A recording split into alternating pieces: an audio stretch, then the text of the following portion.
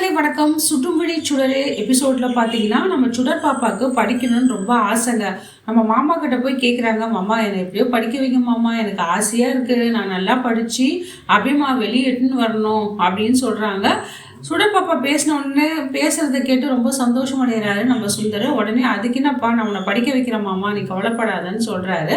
தன் பொண்டாட்டி சரளா கிட்ட போய் எப்படி இதை பற்றி பேசுதுன்னு சொல்லிட்டு தயங்கி நிற்கிறாரு. சரளாவும் வந்த வேலையை பாருங்க, எதுக்கு நீங்க வச நிக்கிறீங்க, ஏதோ சொல்லணும்னு நினைக்கிறீங்க, சொல்லிட்டு போங்கன்னு கேக்குறாங்க. அது வந்து அது வந்து அப்படின்றாரு. சொல்லுங்க என்ன விஷயம் அப்படின்ட்டு. நம்ம சுடரை வந்து படிக்க வைக்கணும்னு இருக்கு அப்படின்றாங்க. ஏங்க கொஞ்சமாச்சும் உங்க புத்தி இருக்கா? நாமளே எவ்வளோ கஷ்டப்பட்டுட்டு இருக்கோம், அவளுக்கு சாப்பாடு போடுறதே பெரிய விஷயம், இதில் வேற அவளை படிக்க வைக்கணும்னு கேட்குறீங்களா? உங்களுக்கு கொஞ்சம் கூட அறிவு இருக்கா இல்லையான்னு எனக்கு தெரியல. நானே 2 பசங்களை வச்சுட்டு எவ்வளோ கஷ்டப்பட்டுட்டு இருக்கேன்.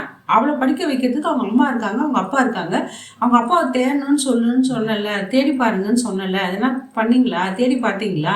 எதுக்கு என் உயிரை வாங்குறீங்க? உங்களை கல்யாணம் பண்ணிக்கு நான் கஷ்டப்படுறது பத்தாத, 2 குழந்தை வேறு பெற்றுட்டேன், அதுங்களை வேறு படிக்க வச்சு கரை சேர்க்கணும். ஏதோ நீங்கள் உங்கள் தங்கச்சி பொண்ணுன்னு சொல்லிட்டு சோறு தான் போட முடியும், 4 கிழமைக்கு துணிமணி தான் எடுத்து கொடுக்க முடியும். அவளை படிக்க வைக்கணும்னு சொல்கிறீங்களே, உங்களுக்கு கொஞ்சம் கூட புத்தி இல்லை அப்படின்ட்டு சுந்தர திட்டி தீக்குறாங்க இந்த சரளா. சரளா, ஏன் இப்படி பேசுகிற?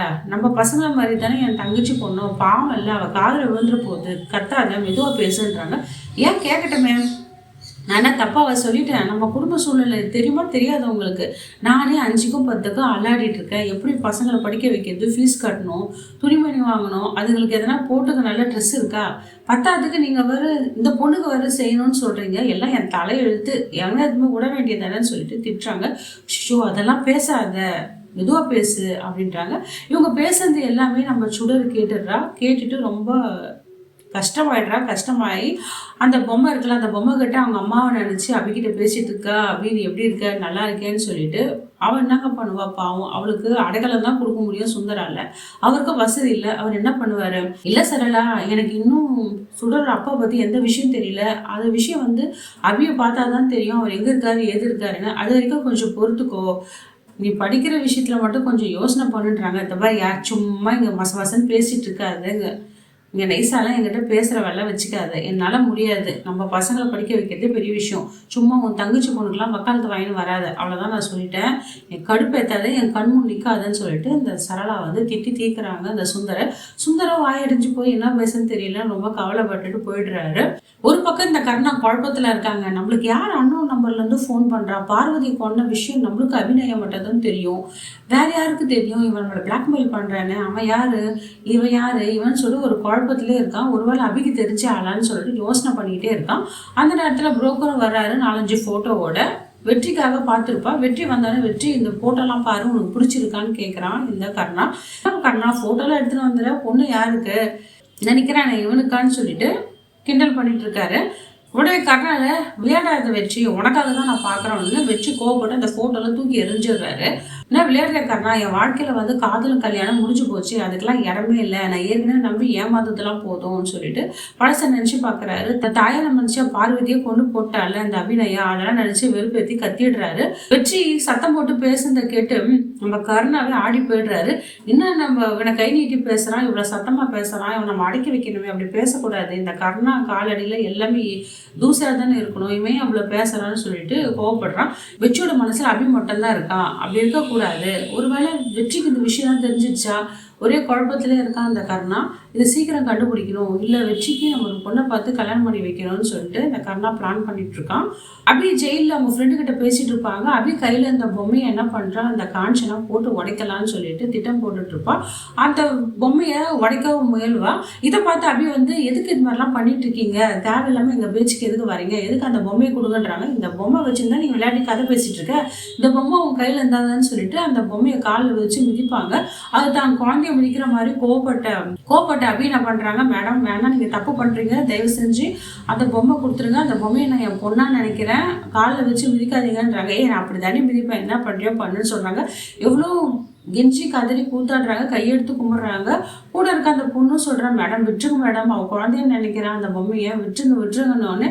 அதெல்லாம் முடியாது, நீ போடின்னு சொல்லிட்டு அந்த பொண்ணையும் கைதி தள்ளி விட்டுறான் அந்த காஞ்சனா.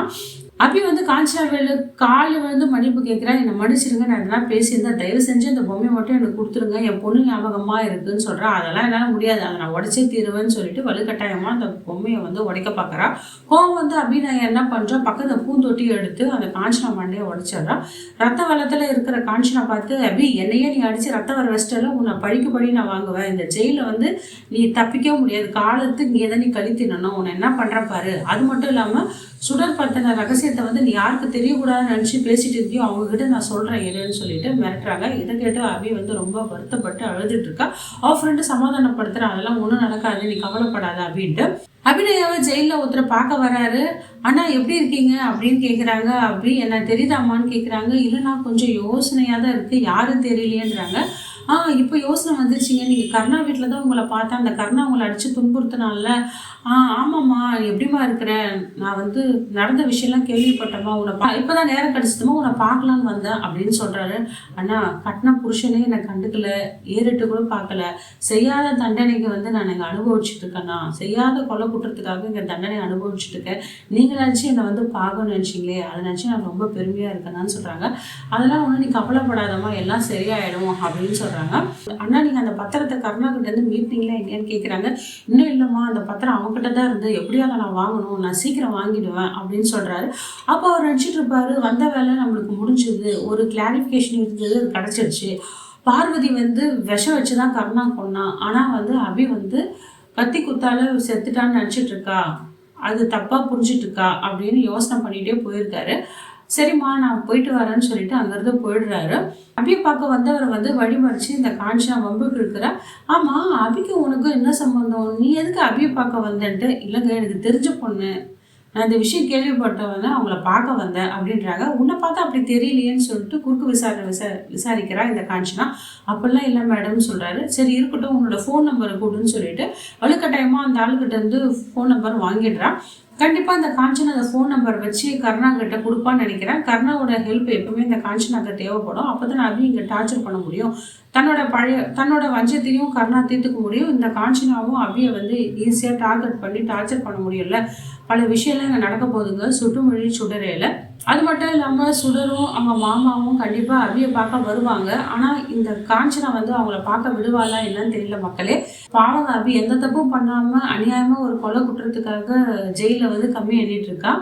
பழி ஒரு பக்கம் பாவம் ஒரு பக்கம்ட்டு ஏற்கனவே இந்த டார்ச்சர் அனுபவிக்கிற ஜெயிலில், பத்தாவதுக்கு இந்த காஞ்சனா டார்ச்சர் வர, என்னென்ன டார்ச்சர் அனுபவிக்க போகிறான்னு தெரியலங்க இந்த அபிநயா பாவங்க.